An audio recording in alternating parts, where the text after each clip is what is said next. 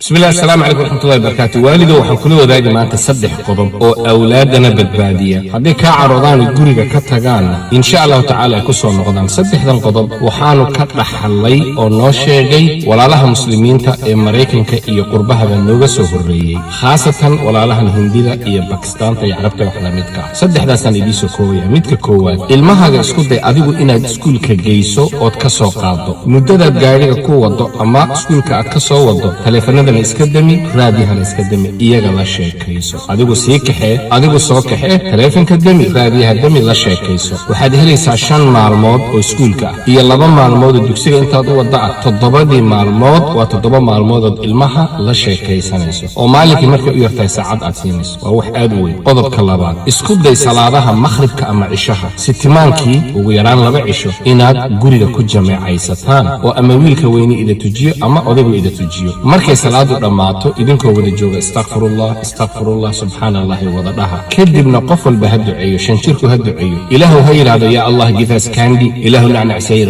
amiin amiin de. heblaaya ku xigta de, hebel baa ku xiga de. sameeya arrinkaas, xusuus ayuu ku beeraa. qodobka saddexaad, mar walbood qof la kulmayso ehel ama asxaaba, masaajidka ku ballama. markaad qofka masaajidka u tagaysana caruurta kaxayso inay maalinka 2 jeer ama 1 mar maqlaan mu'adinkooda ashhadu an la ilaha illa allah wa ashhadu anna muhammadar rasulullah haya saameyn bay ku yeelanaysa. mu'adinka oo oranaya ashhadu an la ilaha illa allah, oranaya ashhadu anna muhammadar rasulullah, oranaya hayya ala salah, hayya ala falah, saameyn bay ku yeelan. jamaacada salaada galaysa saameyn bay ku yeelan. hooyooyinka waxaan oran lahaa, marba haddaad sheekaysanaysaan shaahilaya sarowkiina qaata, masaajidka taga caruurtana ka haysta, ha ku ciyaareen, ha dhex ordeen, masaajidka hortiisa ha ordeen. arrin weyn weeyaan, saameyn bay ku yeelataa. saddexdaa qodob aan idin sheegay waali waxaa bifadlillahi tacaala ku badbaaday oo noo sheegay walaaladii muslimiinta ahaa ee meeshan innaga 80 sano wax ka badan inagaga soo horeeyay. Wali legacy, it shines so bright, a rising star in the endless night.